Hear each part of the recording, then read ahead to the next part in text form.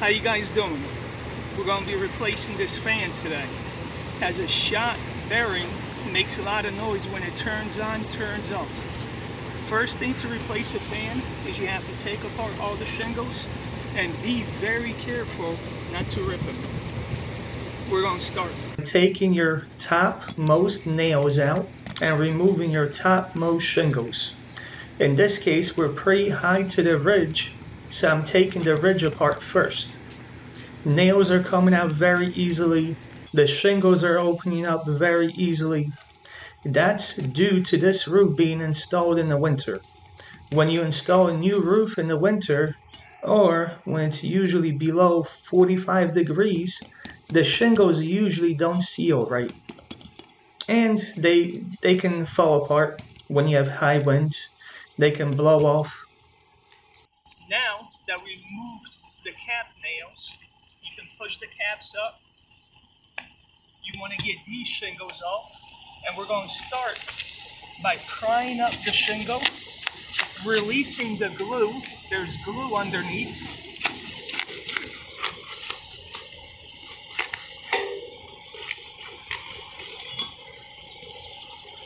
And you want to get the nail that's holding this shingle in to get this shingle out. You can't remove this shingle without getting the nails out of this shingle. If you can see, there's a nail right here. We have to pull out right here.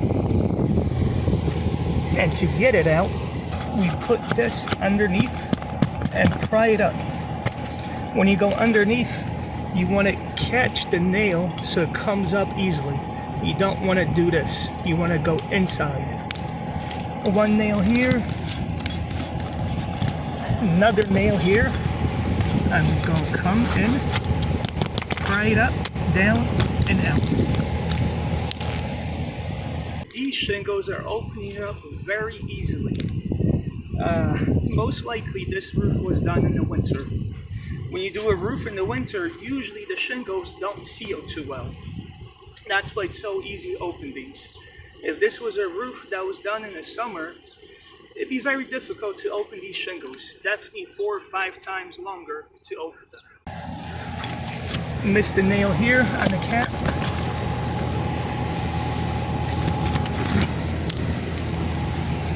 Another cap here.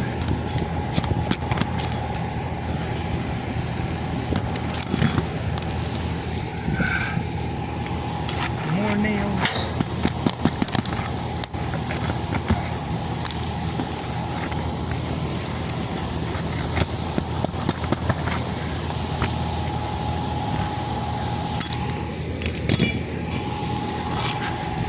Now again, we're releasing the glue.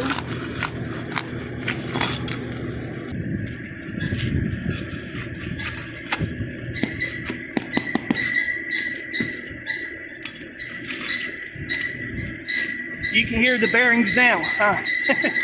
We didn't hear the bearings when we first came here. But that was the client's complaint. That he can hear the fan being squeaky.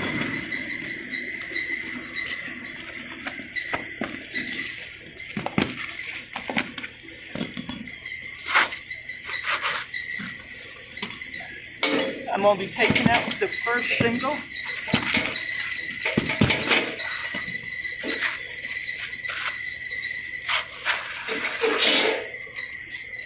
If you can see now why you first have to take out the nails from your top shingle. See, the top is nailed in. These nails would be from the cap shingles, and this is from the shingle that lays on top. So again, to remove this shingle, we need to take out the nails from the caps and the nails from this shingle here. Now we're going to take apart all the shingles everywhere, and that's how we can release the fan. Now you can see it way easier what I'm doing. I'm releasing, taking out the nails,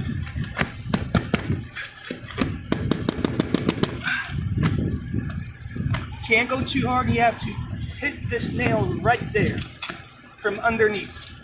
If you miss and go here, you're going to definitely rip the shingle. Now we're going to be taking them apart in a step ladder.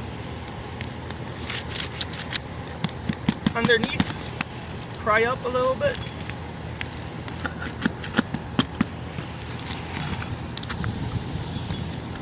Release the bottom. Here, you can see 2 nails. There's one here that was popping through. That's probably for the flashing. Now here, it's very hard to take your shingle apart without damaging. This one came apart easily. Usually you can rip the tops. When you rip the tops, it's not really a problem. Taking out the bottom again.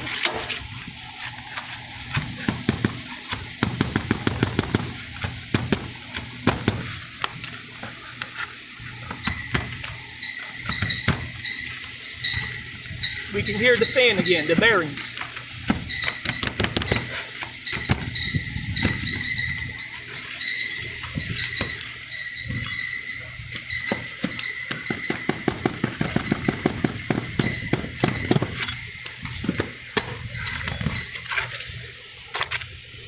You need to take apart enough shingles so you can fully expose your flashing. And as you can see, when they get installed, they're installed in a step fashion. And here, it's very easy for us because we have a seam right here. If you didn't have a seam, instead of taking off a full piece, you would just cut it with your knife. And make sure you stay away at least 5-6 inches from a seam up here and from a seam down here.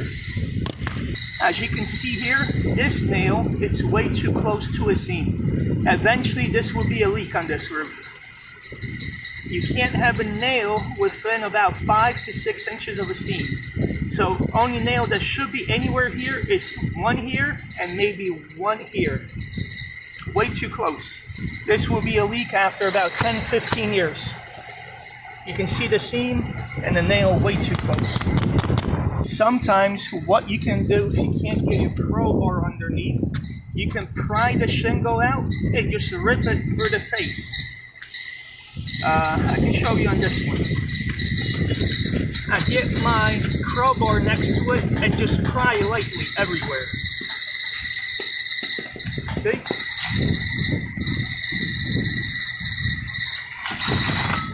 And you can rip it right through the face. Makes no difference. This one was a rip through, but you still have holes everywhere. Difference is a little bit bigger hole. And all these holes have to get sealant on them when you put them back in anyway. I have all the shingles removed around the fan so the flashing is fully exposed. Now it's going to be the tricky part because this fan is running, still hooked up, to remove all the nails, remove the fan, and cut the wires. Now, we're going to be taking apart the flashing. Very simple, easy, just like this. Underneath, and pry open the flashing. And these guys, they put a lot of nails in this flashing. Usually, all you need is 10 nails. Usually that's what you need. Here you got about 20. People think you put more nails on a roof, it's better. Definitely not better. You have to put the right amount of nails. You don't put enough, wind might blow this up. But I've seen these fans just installed with 4 nails and they never blew off. But 10 nails, that's the sweet spot.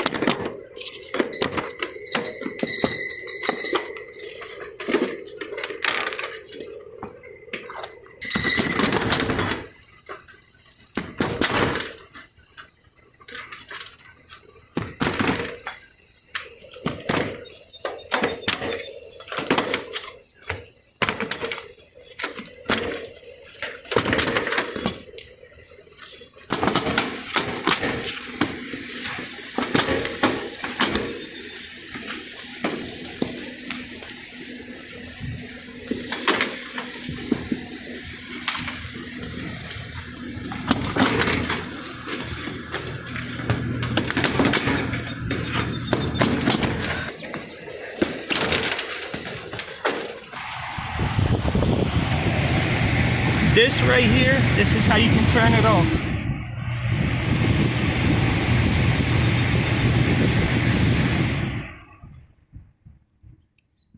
We're also dealing with a faulty thermostat. Instead of taking it down to turn it off, I put the temperature up to turn it off.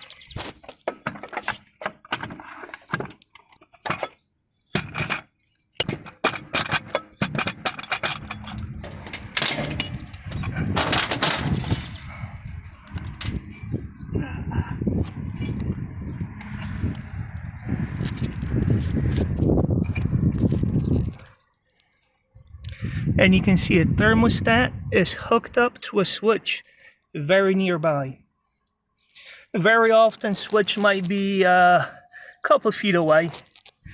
In that case, what I do is jump in through the hole, go to the switch and turn it off.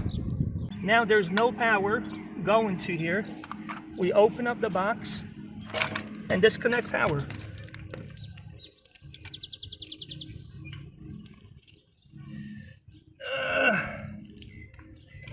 Here, it looks like they never hooked up the ground, which is not a good idea. There should be a ground going to this screw, but I see no ground in this wire.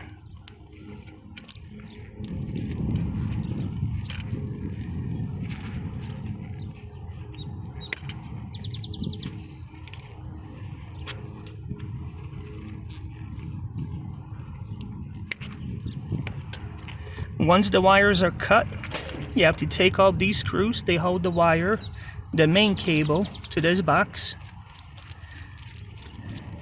And for this, all you usually need is a Phillips.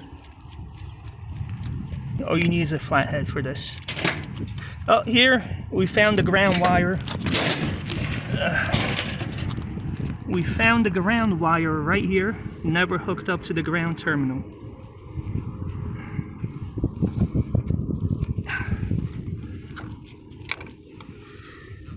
The reason you always have to hook up your ground wire and make sure it's very, very well secure is if lightning hits this roof, most likely it's going to hit the fan. The fan is metal. And this ground wire would take at least some of the lightning into the ground. Basically prevent your roof from exploding. This is what we do with a bad fan. Because I'm surely not taking this fan with me down this ladder. This fan is very heavy.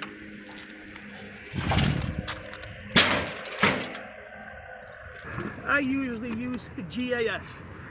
You can get it at Home Depot or at pretty much any supplier. GAF is the biggest shingle manufacturer in the US. And they also sell fans, and their fans work very well. The fan we're using on this roof, it's a heavily galvanized steel fan. This thing will almost never rust. Me almost never will rust, maybe at age 40. This is what I do with boxes. I never take them down this ladder.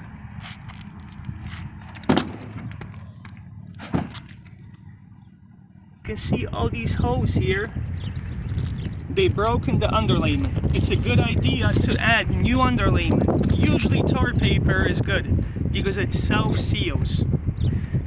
It's a little bit better for a repair like this than synthetic underlayment.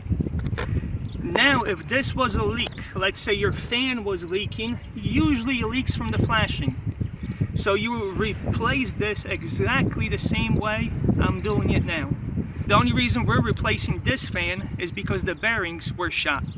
But if you have the leak around your fan, you will replace it exactly the same way. But if you have the leak, that's when you want to use underlayment 100%. And you secure the underlayment with a staple gun. Now, if you don't have a staple gun, you can secure it with nails. Staple gun is faster.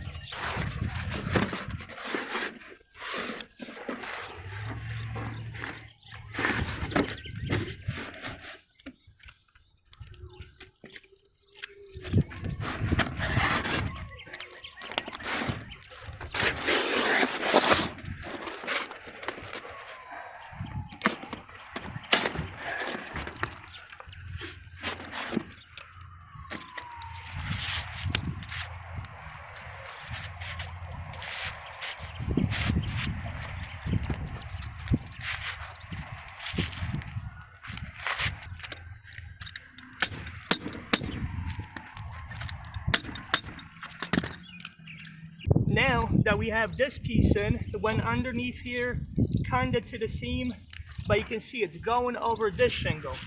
Usually we don't want that, so now you want to cut it. Make a nice cut away from this seam and cut it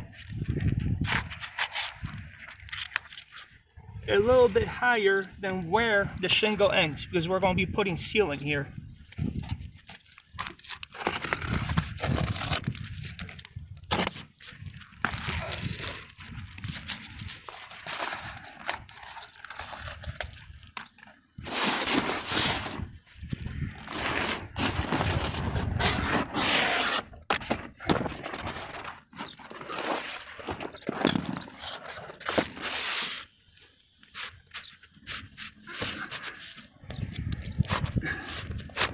Adding another piece. Now, if it's possible, you want to go underneath this shingle. See how I did this? Now, we cut it a little bit higher.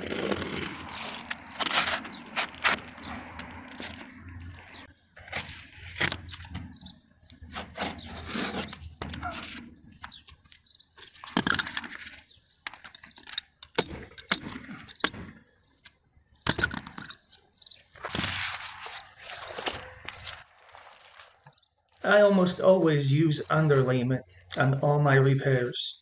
Skipping underlayment usually opens you up to receiving leaks. Underlayment is not that expensive and not that difficult to install. This section here took a nice big piece easily. Again, a couple staples so it doesn't shift.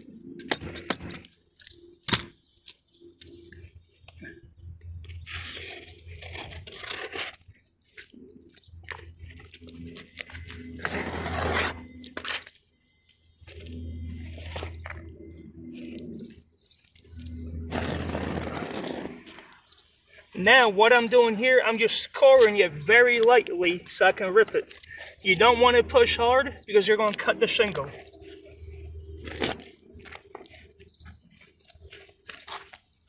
See, these holes have to be filled in with sealant. And you have to use very good quality sealant for a roof. But Home Depot and Lowe's do have the good stuff, but it's not cheap. So you have to remember, this has to be filled in here.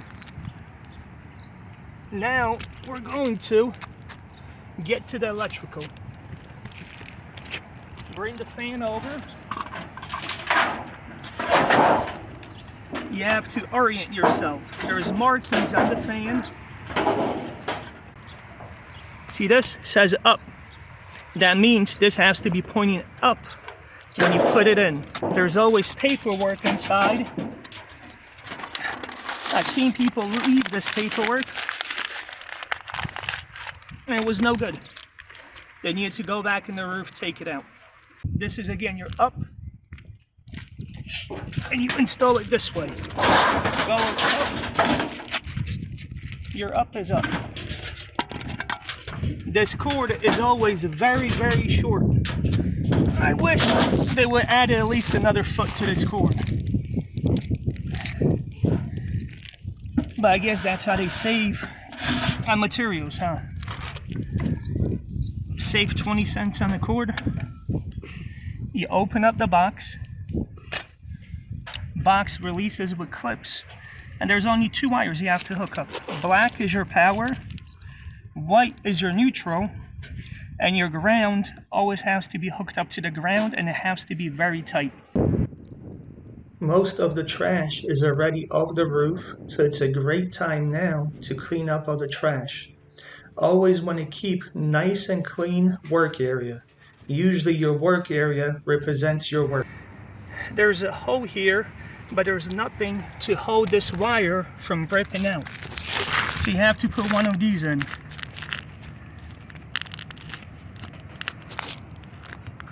They prevent the wire from being ripped out. All they do is screw on.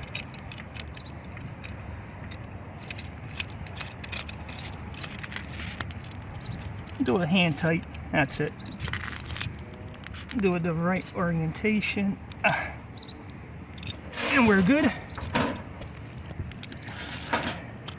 I always strip the neutral first.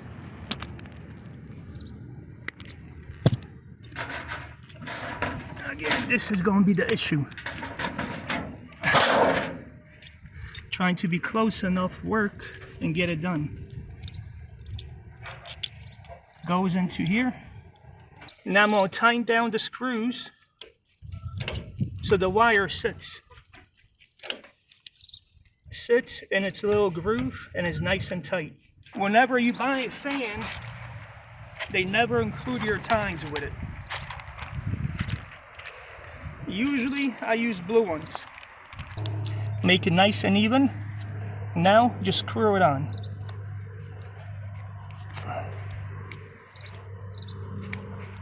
And you have to feel it, that you don't over tighten. I always like to go till I get a little spiral, but you have to feel it. Once this starts spinning inside, you have to take it apart and redo it. That means you must have went too hard, too tight. Now you have to be careful with the black wire. If somehow it has power, you definitely don't want to touch it to nothing metal. Again, make it nice and even. We're holding it nice. And whenever you do electrical, you want to wear rubber gloves. Put it on, and now spin it on. Spin. Again, get a nice little loop. Not to go over too tight, and we're good. Make it nice and tight around the ground screw. This is the finished product. Now you tighten the ground screw this way, so you have to take this wire and wrap it this way. You don't want to wrap the wire this way.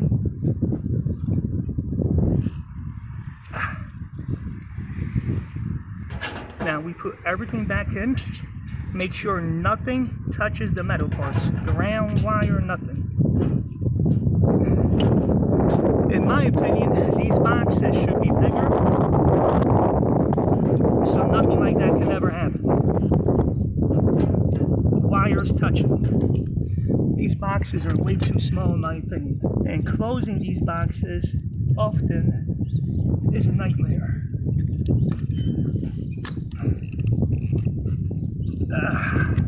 No good. If you can see, this has to get on the outside. I got it. Yep, I got 4 sides. Now you have to clip it in. Clip in. Clipped in. Now we can test it. Turn it on.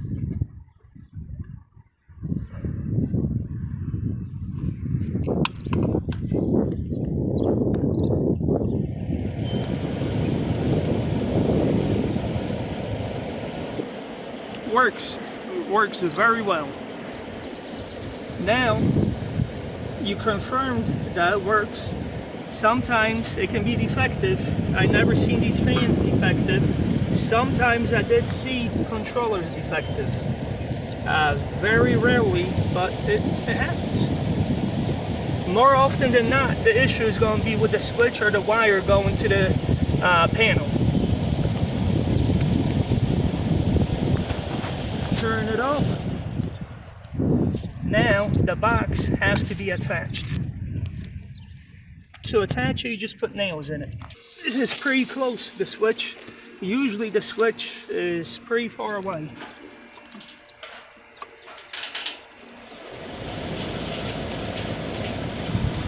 Now that everything is hooked up, we have to position the fan. Again, in your case, this fan wouldn't be running. You will have the power turned off inside. You'll be able to get up into your attic or your basement. Now, when I position the fan, I have to look underneath.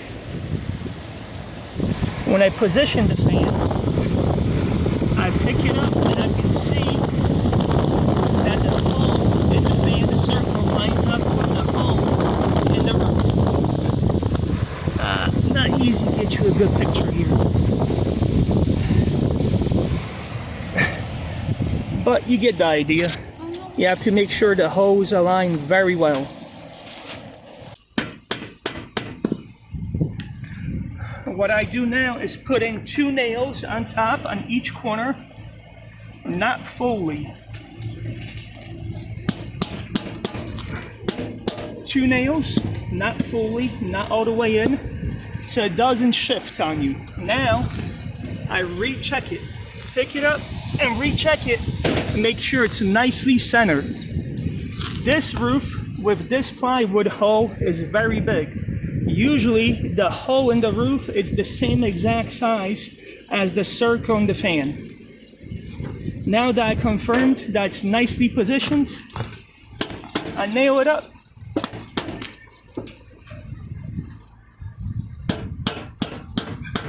Right on the edge. 1, 2, 3, 4. Same thing, 4 on each side. If you take off the sides, it comes out to 10 nails. 1, 2, 3, 4. That side, 5, 6, 7, 8, 9, 10. Now down here, when you do it here, you want to put some sealant. And the sealant that I use is quad sealant. Tougher than the Element. It's definitely tougher. Window, door, siding, ceiling, roofing, pretty much anything. That's on the outside. If you're doing kitchen, bathroom, you want to use 100% silicone, not this. Put some underneath where my nail will be going through. About right there.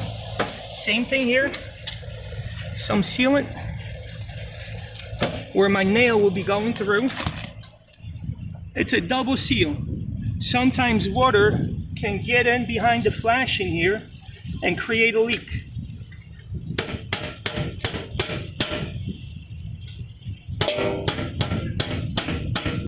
Fan is installed. Now we're going to put the shingles back on the same way we took it off. Starting from the bottom, we're going to be putting silicone on each row. Here, it will get silicone here, here, and here probably. Yep, nail's pretty close.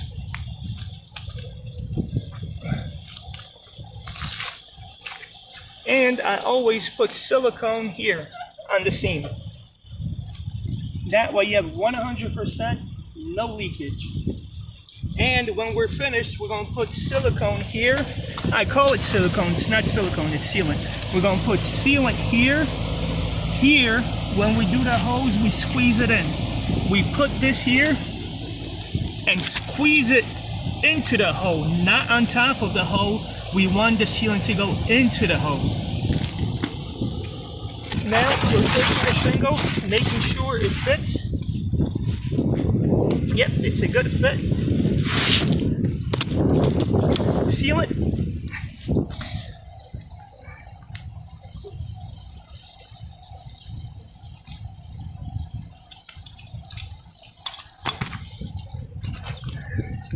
Pick it up and put it down.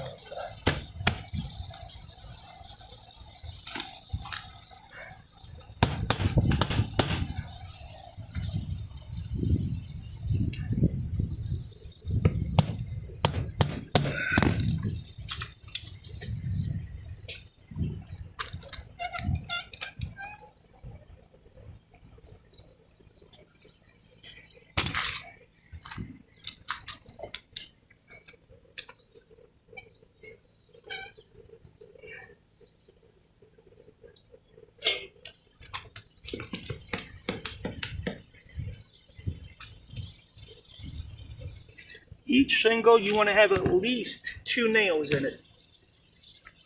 Check this shingle. Make sure there's a nail not too close.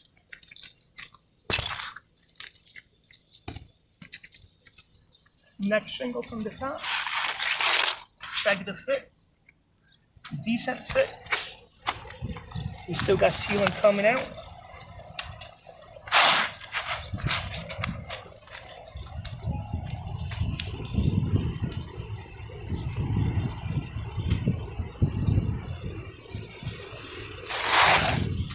Each hole gets sealant.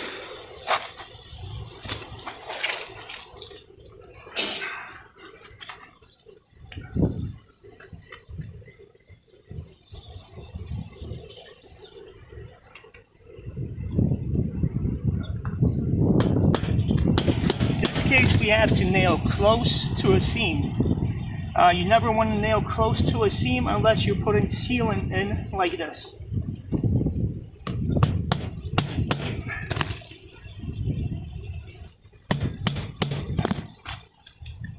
Sealant, shingle. Oh wow, look at this. Seeing this? Look where they put a nail at. It's literally right on the seam. Since it's close to our work area, we will seal that up.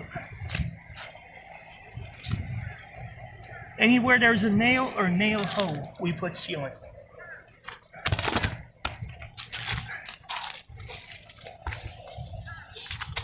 Now the next piece is a big piece. So this piece will go on like this. So we have to go to that side now. Make sure it fits well.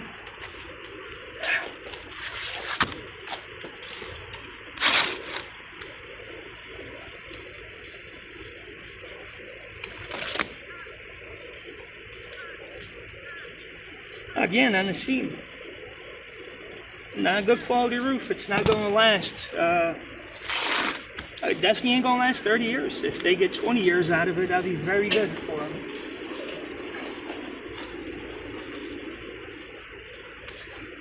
But this roof here, we're definitely going to be out on it doing work within maybe 5 years. When you nail here, you definitely don't want to nail past the silicone. You want to nail before the silicone. If it's close to a seam, it's close to a seam. Yeah, just have to put sealant.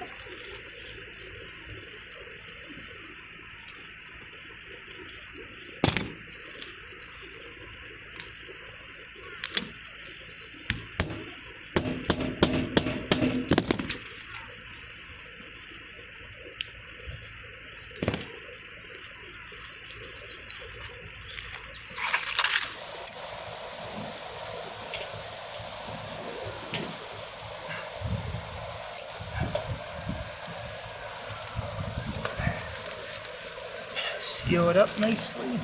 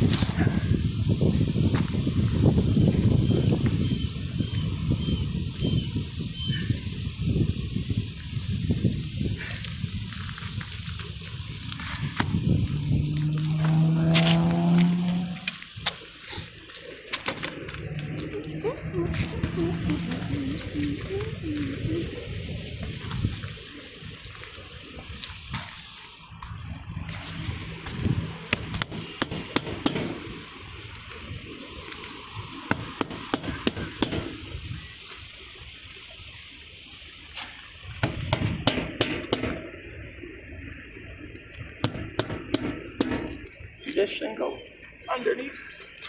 replace it. And here, we don't need any holders. Just pick it up, put sealant again on the little curb here, hole, nail.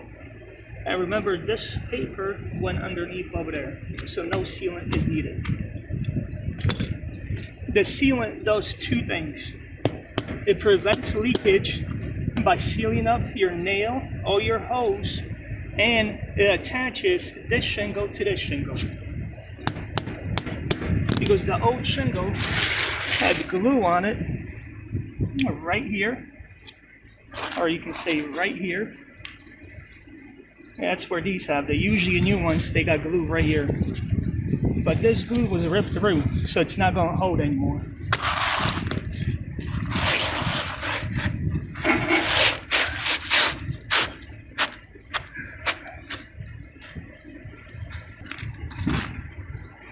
We're going to nail this in, pick up this shingle with one finger, and put nails in. Now when you're doing the repair like this, more nails, it's not better.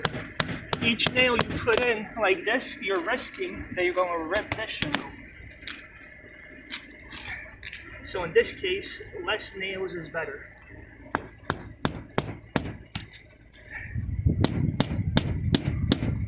And you don't have to worry about wind ripping through because you're putting sealing. You're sealing both of the shingles, making it one shingle.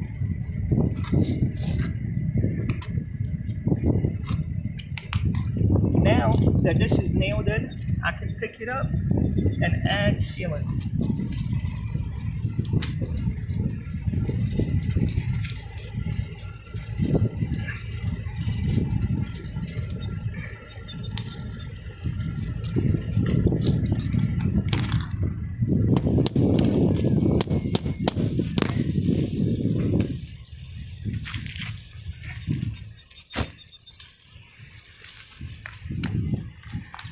Now all these shingles are nailed in.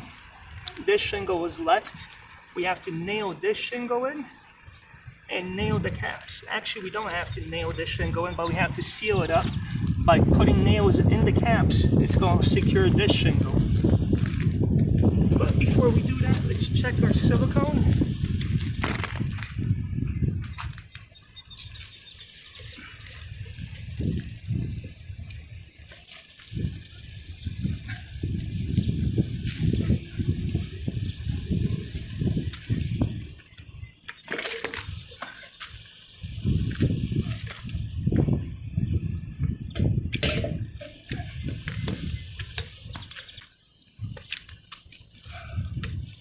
Now, if you didn't be careful and check everything, see this hole here?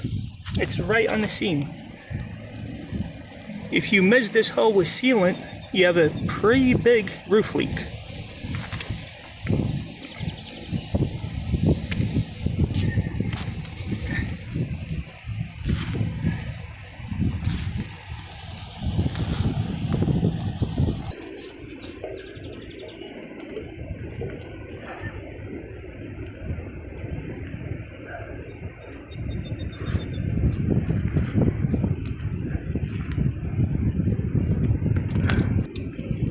Whenever possible, you want to use sealant that's close to the color of the shingles.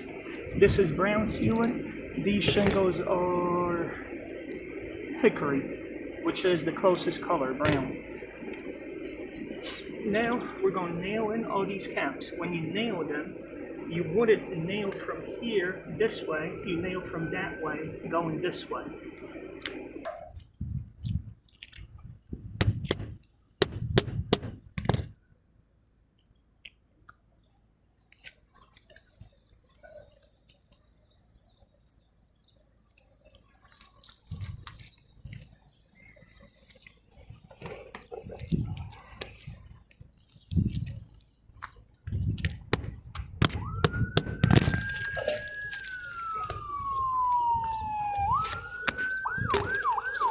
This is what happens when you use the wrong type of sealant.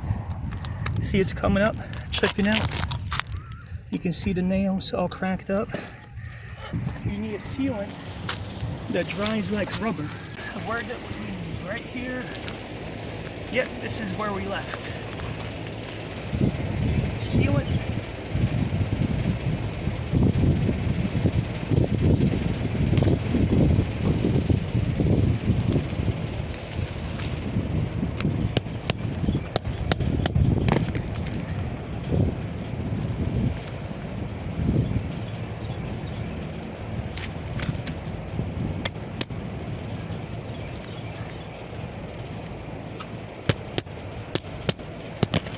And it looks like this is the last cap we have to nail.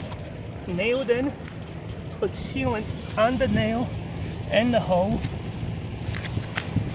Then go to this one, make sure this one, it's going to be nice and secure.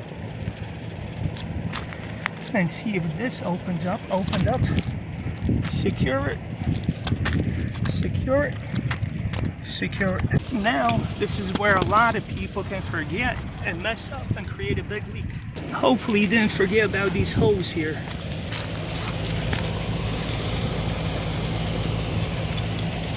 Stick it on. And make sure it goes right in the hole. There you go.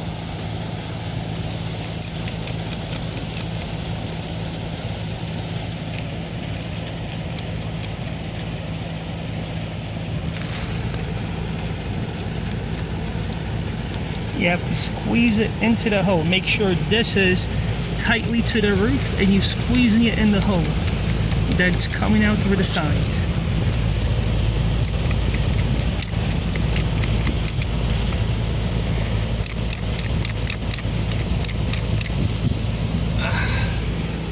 Some right here.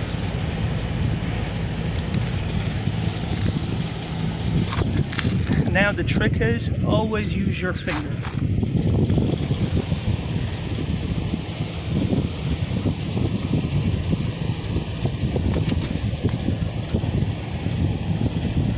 Now if you leave the sealant like this, most likely it's not going to be a problem because you're using high quality sealant quad.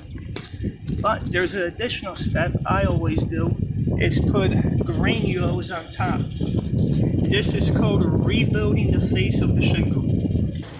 This is granules. H stands for hickory. That's the color of the roof. You can see same color granules. Take a little bit and sprinkle on top.